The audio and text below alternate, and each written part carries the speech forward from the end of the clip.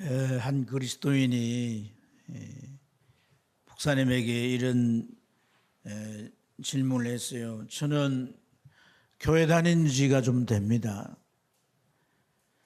제 생각에 구원받은 것 같아요. 구원의 확신이 있는 것 같습니다. 저는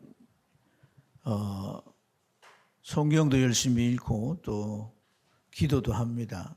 그리고 주일날이면 대부분 교회에 와서 예배를 드립니다. 그런데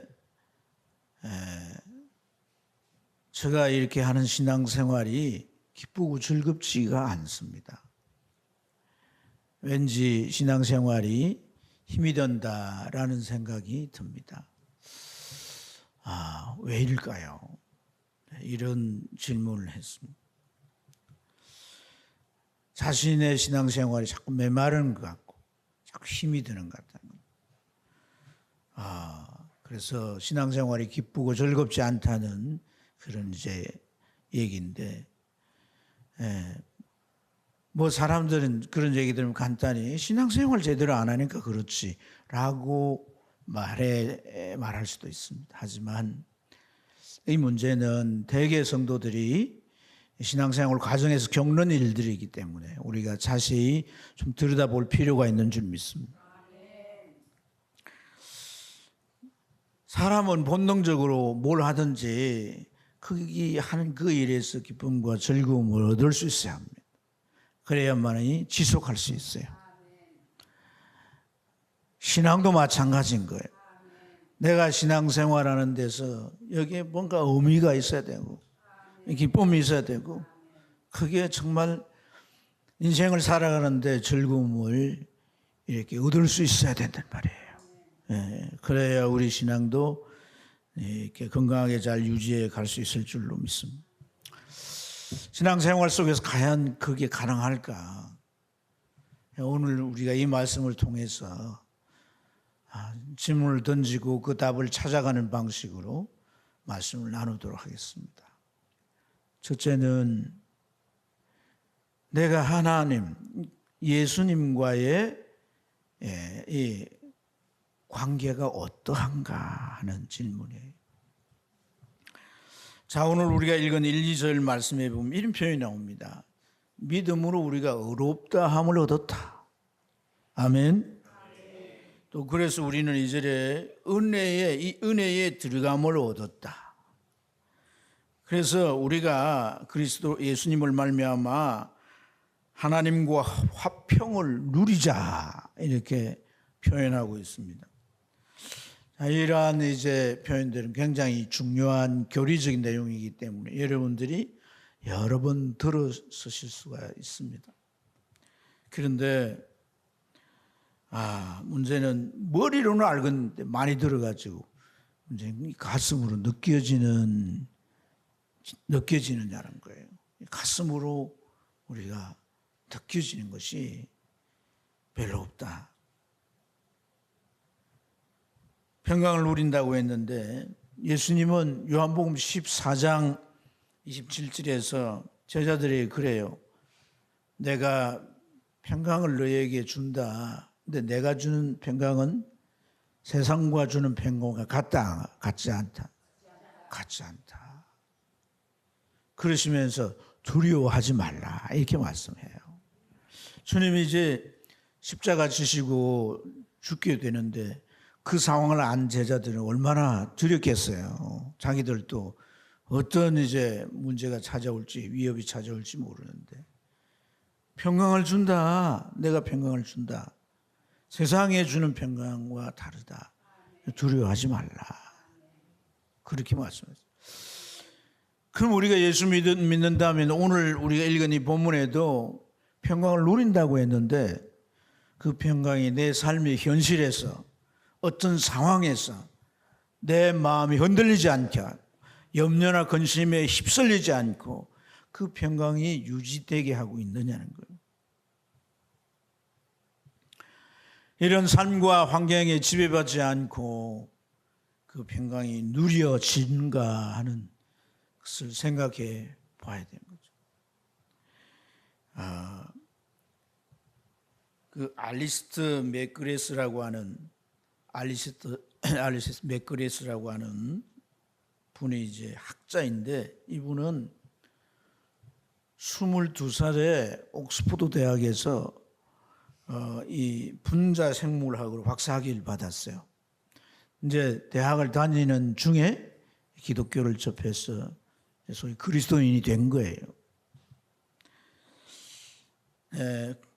근데 이제 그 사람은 어찌 보면 좀 지식적인 성향의 그리스도인. 예수님 더 알고 싶어요. 기독교 신앙이 더 알고 싶어요. 그래서 캠브리지 대학에 들어가서 신학을 공부하고 루트의 십자가 신학이라는 논문을 써서 박사학위를 받았어요. 그래서 믿는다고 믿지만 여전히 그의 믿음은 좀 지식적인 경향에서 벗어날 수가 없어요. 그 이후에 유명한 기독교 변증가인 루이스의 경건서적을 여러 책을 읽으면서 큰 도전을 받았지만은 자기 믿는 것에 대한 새로운 인지를 공급받는 데 불과했습니다. 그래서 그가 옥스퍼드 대학에 들어가서 신학을 강의하게 되는데, 신학을 강의하면서 자기 마음 가운데 계속 이제 마음을 두드리는 질문은 뭐냐면, 내가 기독교에 대한 그 내 믿음이 잘못된 거는 아니지만은 뭔가 중요한 게 빠져 있구나. 근데 뭔가 그 중요한 게 빠진 게 그럼 뭔가 자신에게 있어서 예수님을 인격적으로 만난 경험이 없었다는 거예요. 어떤 경험이 없었어요? 인격적으로 만난 경험이 없었다. 이게 빠져 있었다는 거예요. 그래서 학교에서 이 기독교에 대한 그런 지식을 계속 축적해 쌓아갔지만은 자기 삶은 이 드라이한 거죠. 마음에 그런 기쁨이 없는 거예요. 그래서 교회사를 보면서 그 위대한 신앙의 인물들의 전기를 아주 탐독을 하면서 읽어보았습니다. 크게 읽어보니까 성 버나드나 또 안셀롬이나 마틴 루터나 존 칼빈이나 이런 사람들의 전기를 자세히 살펴보니까 그들은 하나같이 주님이 자기의 삶 속에 찾아오셨고 만났고 살아계셔서 교제하는 그런 인격적인 과정들이 다 있더라는 거예요.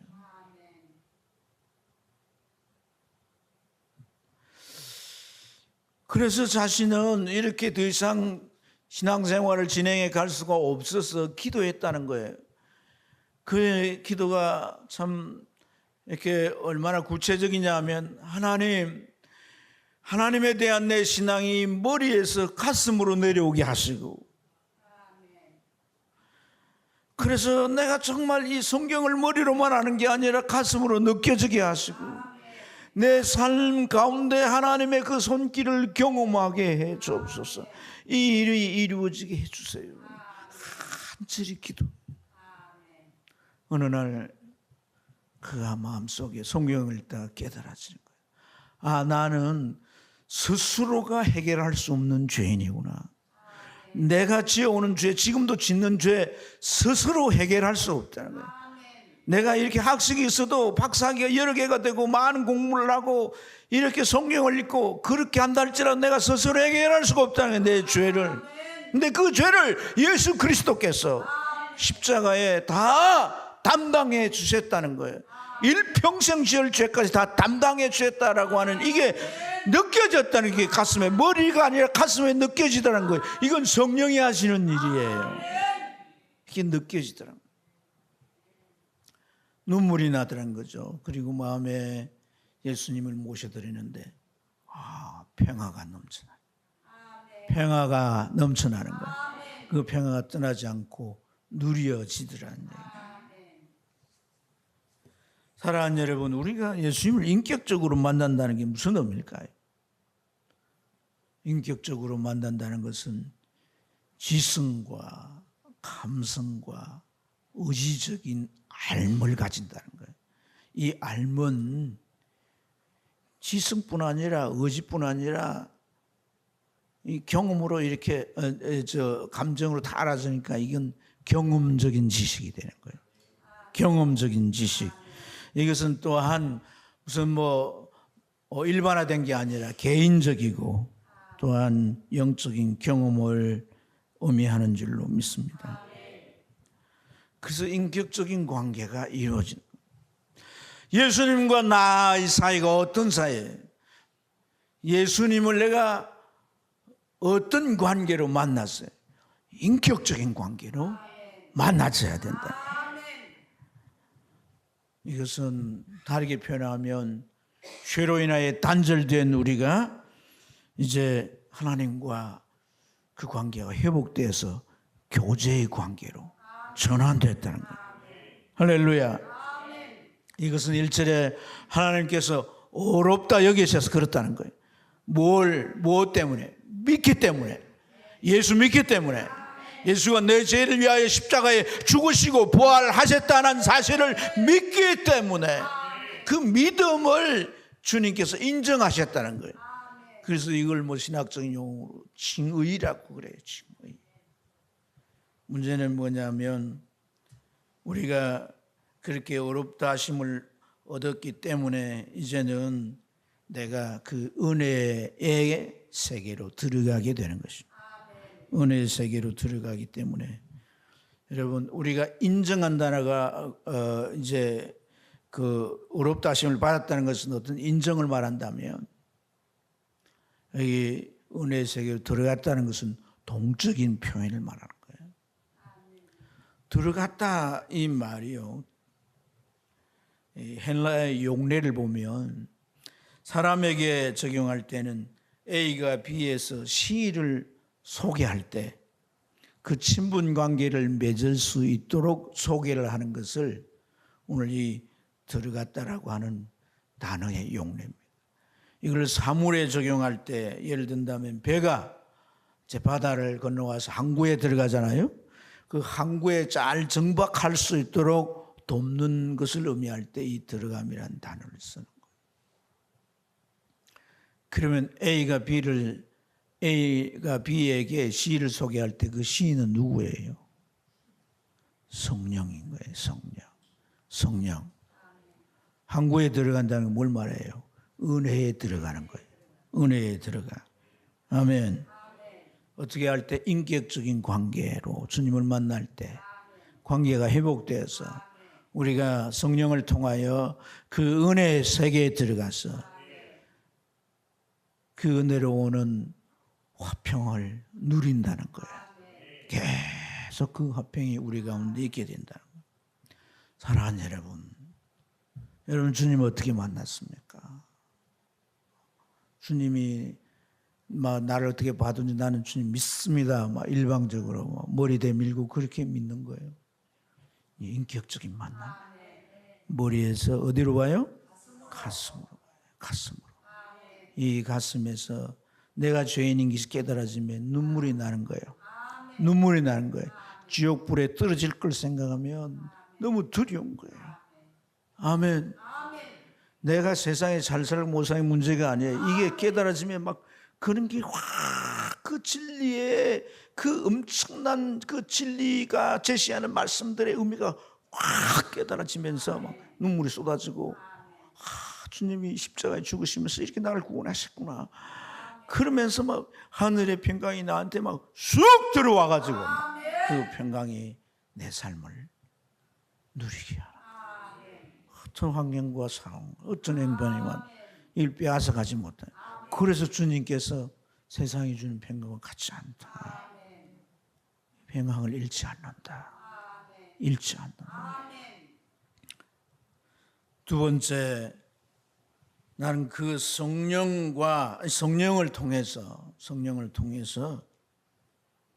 내게 어떤 일이 일어나고 있는 거예요. 성령을 통해서.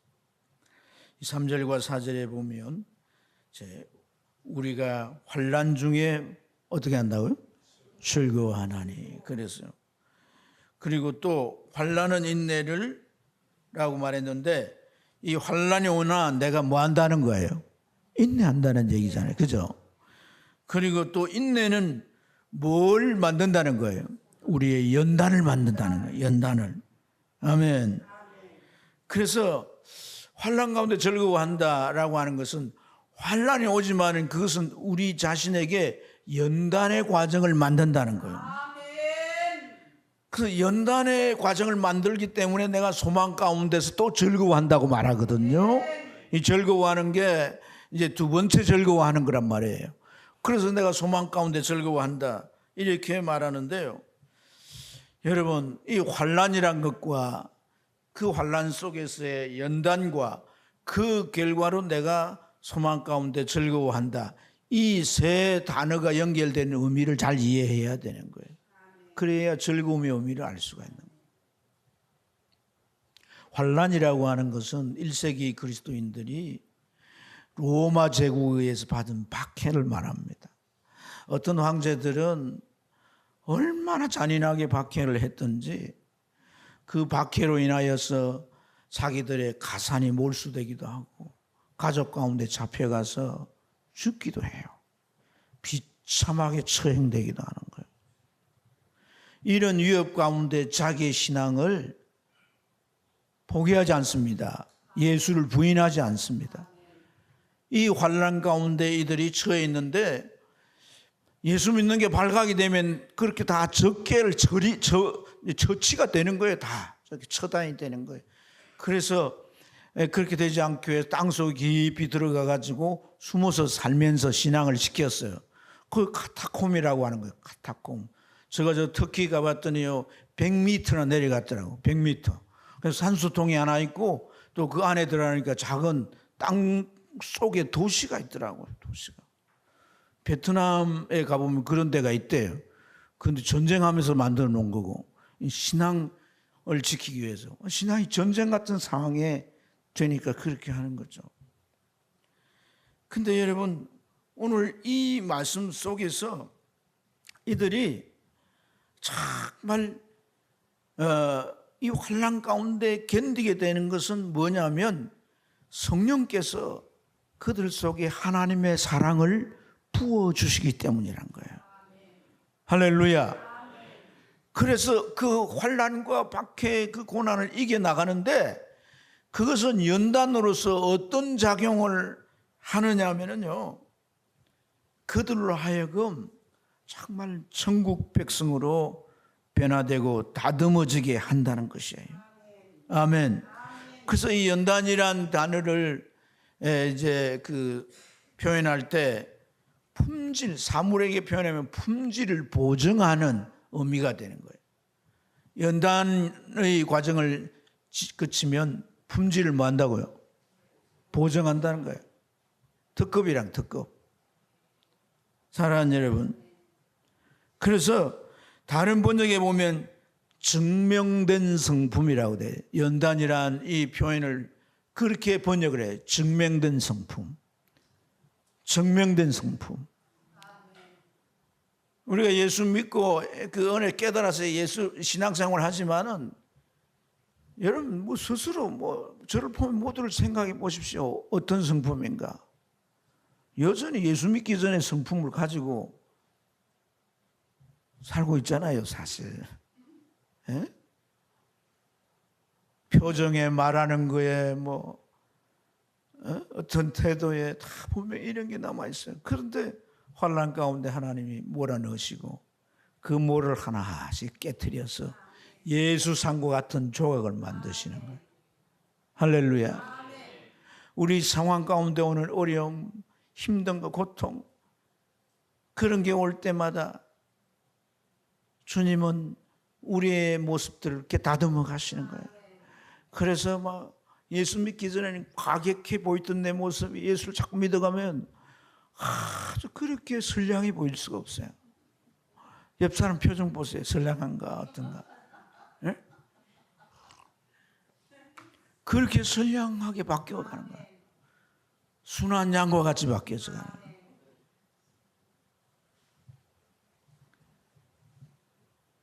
그런데 오늘 정말 환난 중에 즐거워하는 것은요, 하나님께서 환난 가운데 툭 던져놓고 내하라 해, 그걸 잘 견뎌야 구원받아, 그렇게 하시는 분이 아니세요.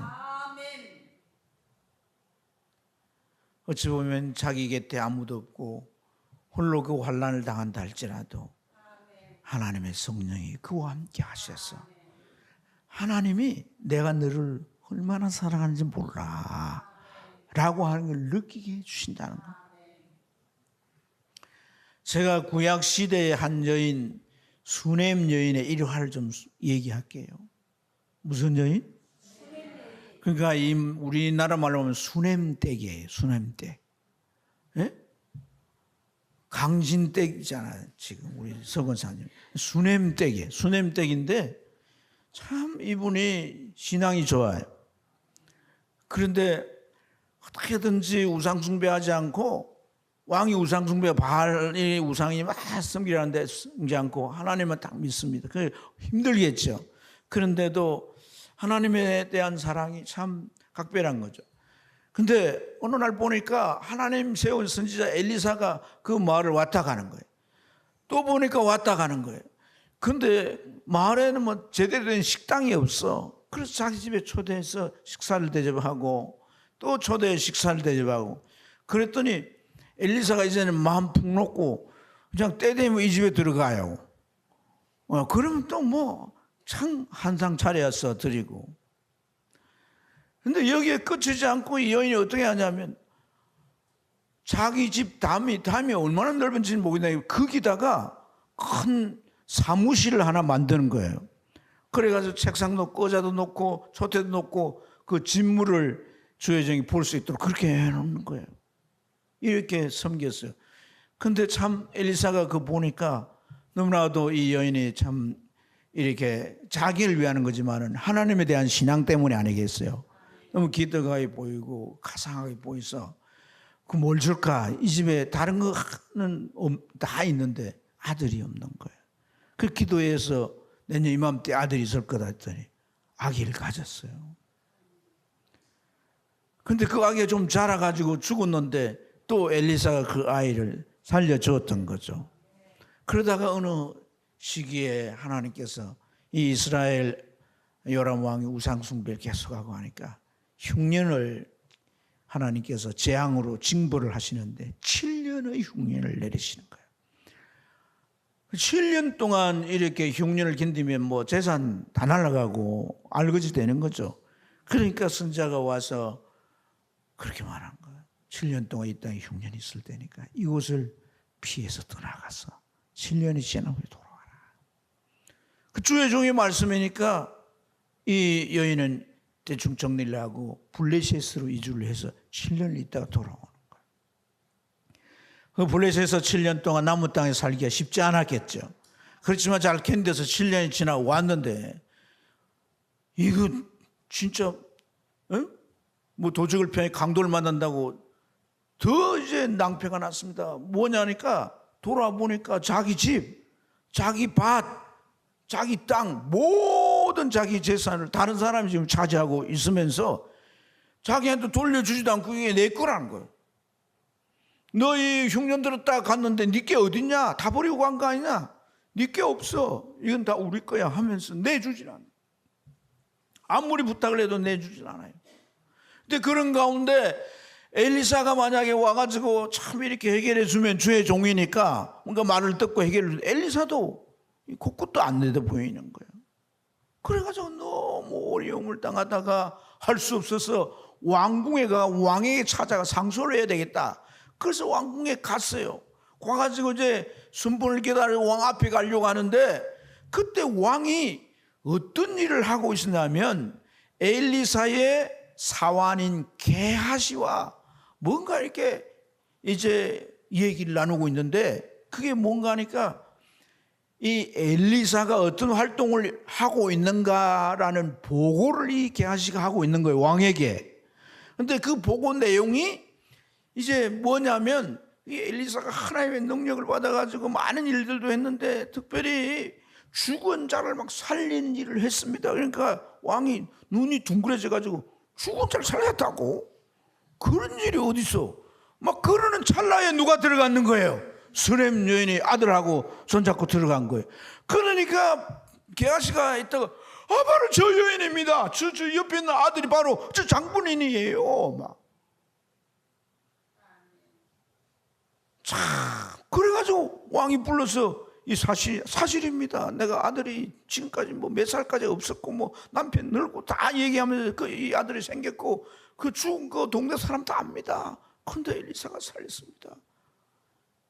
그런 얘기를 다 듣고 그런데 왜 왔냐 이러니까 주의 종이 시켜가지고 저렇게 해가지고 재산 다 잃고 오니까 안 내주려고 하고 이 땅에 살 길이 참 막이 나더니까 그래? 특별 관리 하나 붙여가지고 싹 해결해줘. 이게 뭐예요? 주의 성령께서 상황과 사람 가운데 역사하심으로 이루어진 그의 마음속에 어떤 생각, 하나님이 이처럼 나를 사랑하시구나. 내가 하나님의 말씀을 따라서 이 모든 걸 두고 내가 떠날 때 불안함도 있었고 염려도 있었지만은 주의 종의 지시를 따라 갔더니 하나님이 나와 함께 하시는 것을 이렇게 체험하게 되는 거예요. 말씀을 따라 사는 것은 우리에게 어려움을 처리할 수 있어요. 문제를 처리할 수 있어요. 그 말씀과 세상과 뭐 문제가 없다면 모르겠지만은 그게 부합되지 않고 반대가 될 때 그 말씀을 따르는 나를 이제 욕하고 박해할 수 있습니다.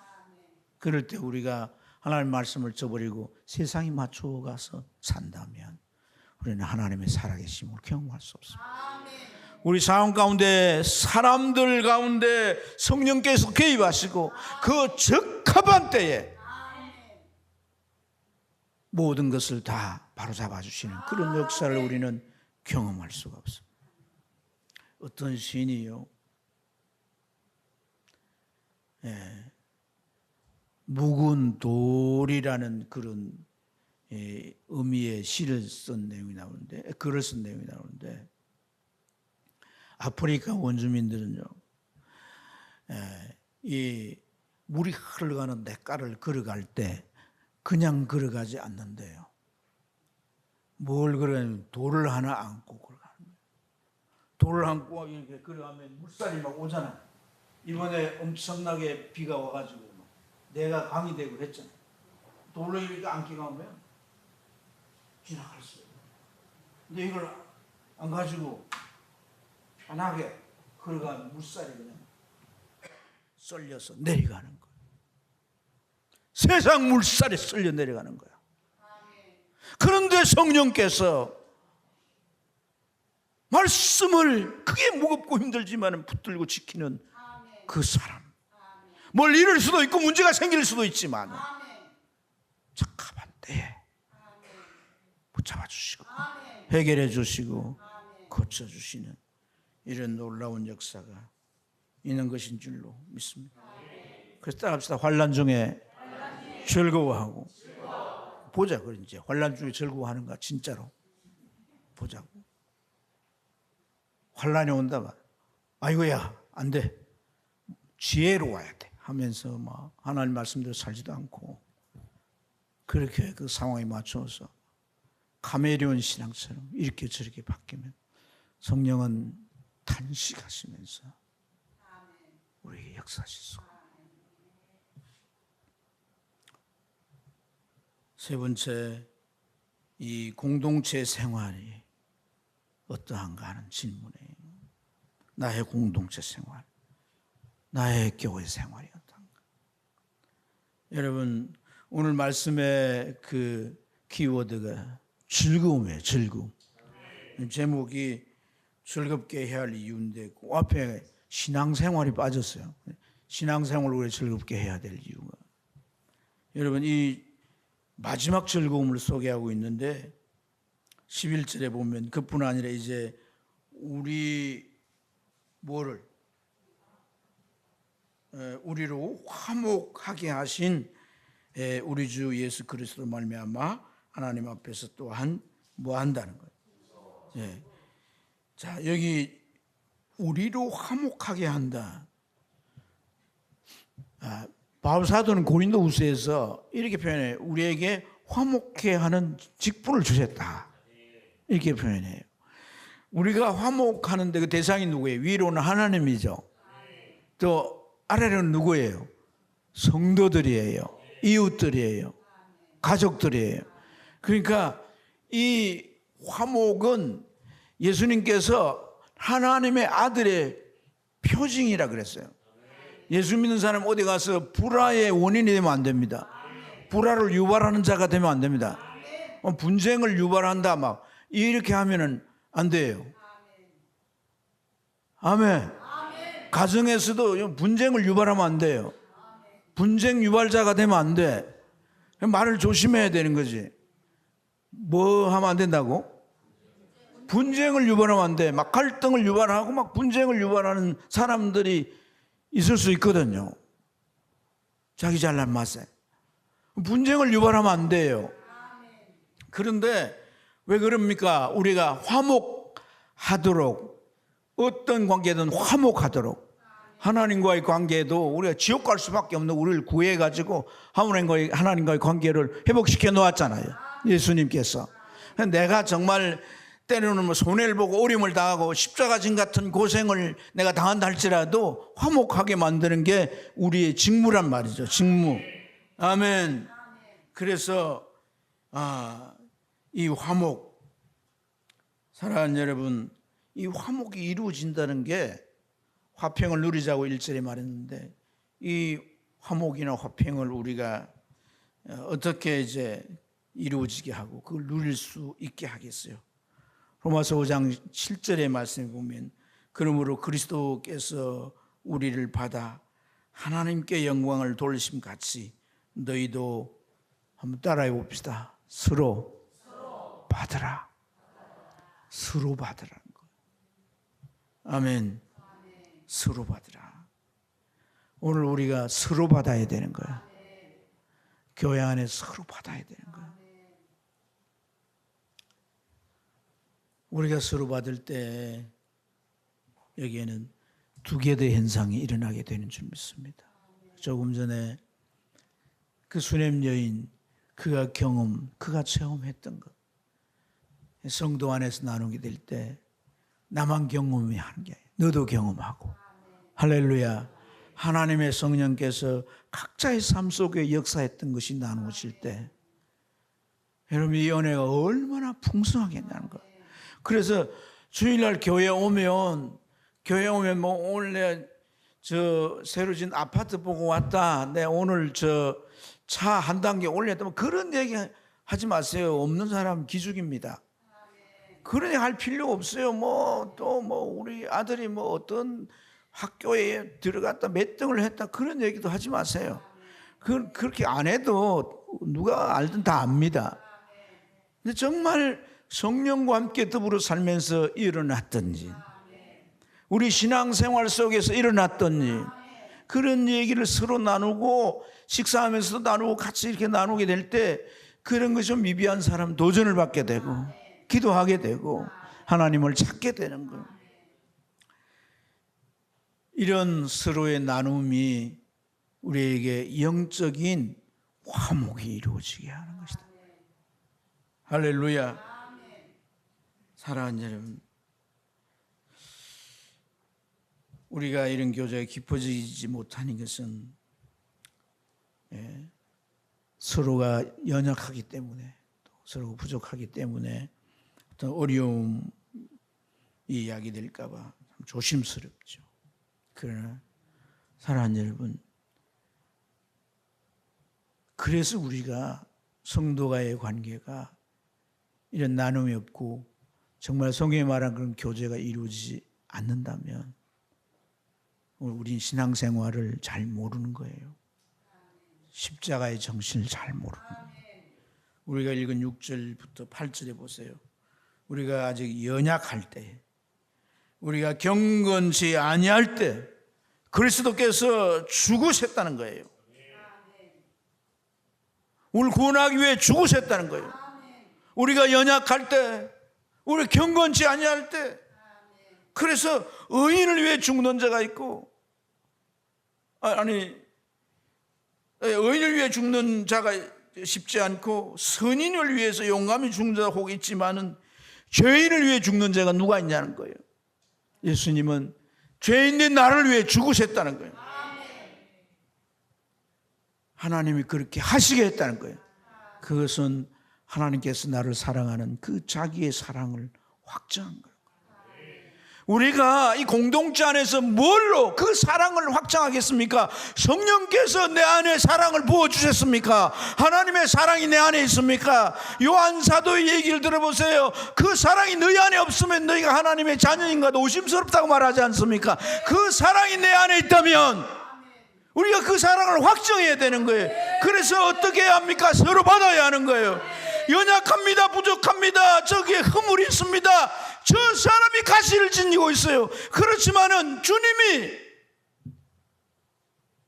의인도 아니고 선인도 아니고 죄인인 우리를 위해 그렇게 하셔서 하나님의 사랑을 확정하셨다. 우리가 그렇게 하는 게 확정. 예수 믿는다면서 교회 안에 왔어도 저 사람은 나하고 뭐 레벨이 안 맞고 내 기호에 안 맞아, 대화 한마디도 안 하고 같이 차 한 번 마신 적도 없고, 그러면 안 되는 거예요. 그건 십자가를 모르는 거예요. 그 구원의 진리를 모르는 거예요, 여러분. 그렇게 살아서 안 되는 거예요.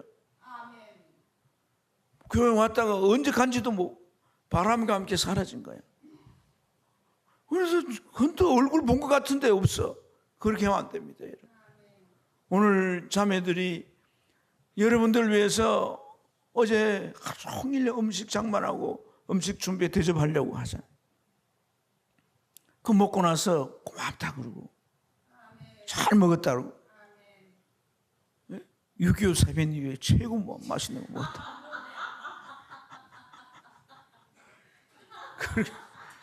그렇게 우리가 서로의 고마움을 챙기고 서로의 연약함을 받아주고 그런 문제가 있는 걸 보면서 혼자 주님 앞에 새벽기도 나와 기도하고 사랑하는 자매에게 이런 문제가 있고 이런 연약함이 있습니다. 하나님, 내가 책임지고 그 가시를 안겠습니다. 힘을 주세요.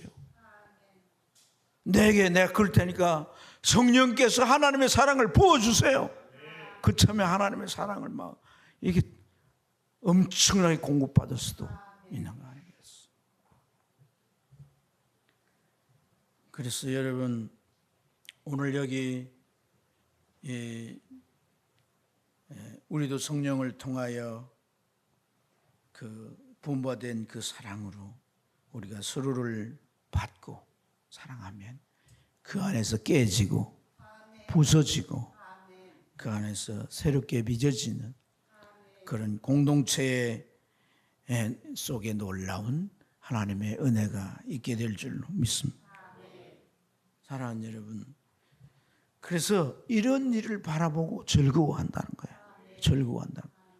하나님 앞에 섰을 때 변화된 우리 모습을 생각할 때 그게 소망이 되고, 그래서 이 소망이라고 하는 단어가요, 엘피스라고 하는 단어인데 이 단어는 일반적인 미래에 대한 일을 말하는 게 아니에요. 마음속에 가득 찬 확신으로 바라는 그 무엇을 말하는 거예요. 될 수 있다는 거예요. 될 수 있다는 거예요. 그 확신이 그 안에 가득 찬. 내가 그렇게 됐기 때문에 너도 그렇게 될 수 있고. 그래서 우리가 정말 하나님의 자녀로 세워져가는, 하나님의 이것만 있다면 여러분들 교회가 막 큰 교회고 수천 명, 수만 명 모인 교회 중요한 게 아닙니다. 이것이 우리 안에 이루어진다면 그건 분명히 주님의 교회입니다. 살아있는 교회입니다. 그럼 되는 거예요. 우리에게 힘 주신 만큼 주의 일을 하면 됩니다. 선교하면 됩니다. 봉사하면 됩니다. 큰 사이즈가 아니라서 그런 소리 하지 마세요. 정말 하나님 앞에 불 붙으면 재산을 팔아 바쳐서 하나님이 원하시는 일을 하는 사람이 일어나는 거예요. 아무 문제가 안 돼요. 사랑하는 여러분, 오늘 제가 어떤 즐거움을 말했다고 생각하십니까? 신앙은 경험되지 않을 때 이해할 수 없는 신비에 불과합니다. 그러나 하나님은 우리를 그런 신앙을 갖는다고 말하지 않습니다. 예수님을 구체적으로 보내주셨고 성령님을 확실하게 보내주셨습니다. 우리 곁에 계십니다. 우리와 함께 하십니다. 우리의 신앙 허상도 아닙니다. 우리는 실제 하는 신앙입니다. 인격적인 만남이 있습니다. 성령의 교제가 있습니까? 그분의 공급하심이 여러분 체험 속에 있습니까? 공동체 속에서 서로를 받고 서로를 나누는 그런 섬김과 교제가 있습니다. 이 하나라도 내가 진지하게 생각하고 이것을 위해서 내가 접근한다면 주님은 우리의 신앙을 회복시켜 주실 줄로 믿습니다. 우리의 믿음의 선배 다윗이 그런 얘기했어요. 내 잔이 넘치나이다. 그가 고난 받지 않아서 그런 말을 하는 거 아닙니다. 엄청난 고난을 받았습니다. 자식이 자기를 대적하기도 하고 자녀들이 죽기도 하고 반항을 잃기도 했습니다. 내 잔이 넘치나이다. 하나님 때문에 그럴 고백이 나옵니다. 기도하겠습니다.